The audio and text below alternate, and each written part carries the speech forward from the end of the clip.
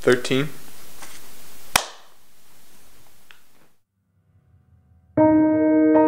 Chris Williams, C-H-R-I-S, W-I-L-L-I-A-M-S.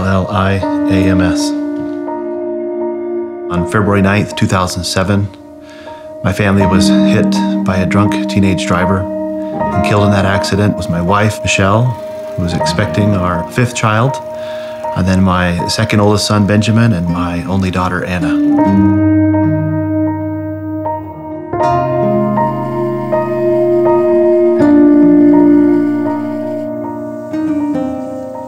It was a Friday night like any other in our family. It was full of fun. We'd gone out to dinner as a family, and my oldest son was off with friends.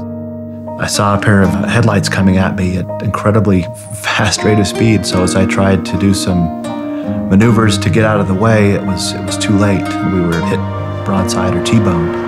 As I surveyed the scene and saw my wife, I saw her chest go down and her last breath leave her body, and I wanted to cry out for her to come back.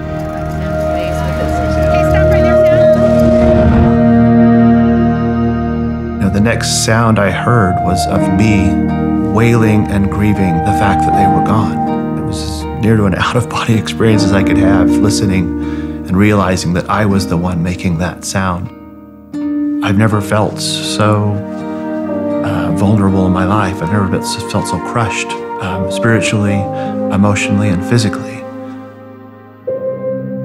If you have a teenager out past midnight, you don't like to receive a call.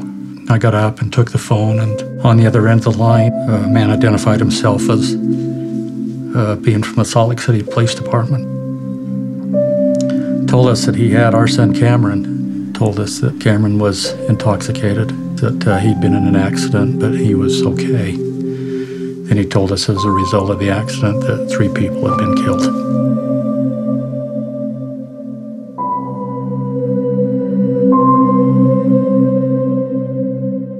We found out that Sam was the child who had survived. So we went up to the University Hospital where Chris's family were there. Even at that moment, we're all blubbering and crying, and Chris is laying on the gurney in a neck brace. And one of the first things he asks is, how is the young man who was driving the other car? For the first few months after the accident, I think it was just the initial shock that such a huge part of my life was now gone. And that's a very difficult thing to go through, to kneel down and desire to speak to my Father in heaven when I'm so lonely or when I'm so anguished. It's an interesting conversation to have. He doesn't immediately try and make it better. He listens to me first. And I thought that was very helpful. He allowed me to get that anger off my chest. But inevitably, he would always come back and teach me about his Son, Jesus Christ. When I did feel anger, or there was just a deep sense of loneliness, I didn't direct that at the person that had caused this. It directed itself at the Savior. As I looked out the driver's window and saw the overturned car that had hit us and struck us, in my heart I didn't know, and in my mind I didn't understand or comprehend still how it had happened, or who had done it to us, or what the circumstances were. The only thing I remember feeling and sensing is that I needed to let this go. There's Jesus' way to resolve problems, to address situations, to handle sorrow. And then there's some other way. It's something that I think Chris clued into early in life. And so when the moment came for him in that car, sitting there, I believe he had made the decision long ago what he would do if he was ever in that situation. About a year ago, Chris and Cameron met for the first time and talked. The first time that I met him, I was in a room and he walked in and he had a big smile on his face. And I had no smile because I'm facing the man, that I had done this to. He came and he gave me a handshake He was completely willing to talk about what had happened that night, how he felt about it. Chris was able to say things that Cameron needed to hear. And he didn't mince words. He let him know how he was feeling, what it meant. He wants me to let go of what had happened. He wants me to pick a date and forget what had happened, just move on from what had happened completely. There's no way to explain it. It's an overwhelming feeling of thankfulness, of gratefulness, of strength to see him and to see how he's acted in this situation. After we went to the funeral, one of our neighbors that was at the funeral came up to us and said, "Have you read the article about Chris?" And it was his article about forgiveness. My feeling was that I was just completely overcome with, it was like being washed out, the despair was being washed out from my soul. And knowing that somebody like that could so freely forgive, it was freeing to me to know that he could respond in that fashion.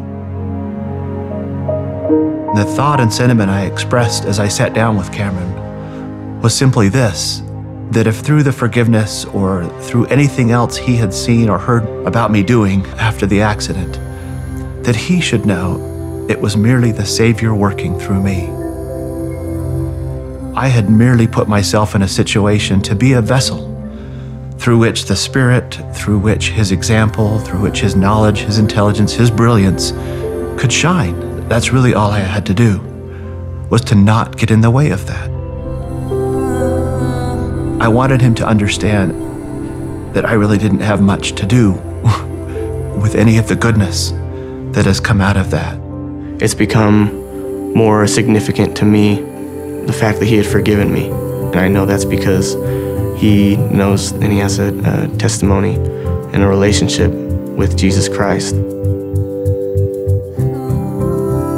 I'm grateful that God allows tragedies and trials to occur in our lives. Not because they're easy or because they're desired, but because they help us love.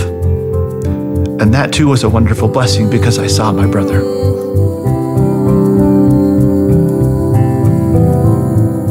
Coming to know a man of sorrow and one who is acquainted with grief, as I've now come to understand it, is really why I was sent here. And it has been incredibly difficult to have to learn those lessons in the way that I've learned them. But I've always ended those episodes of grief with an assurance and a hope that one day, perhaps I will see him as he is. One day, hopefully, I will be like him. And one day, I will be with my wife again, as well as the rest of my family. And that's what keeps me moving forward.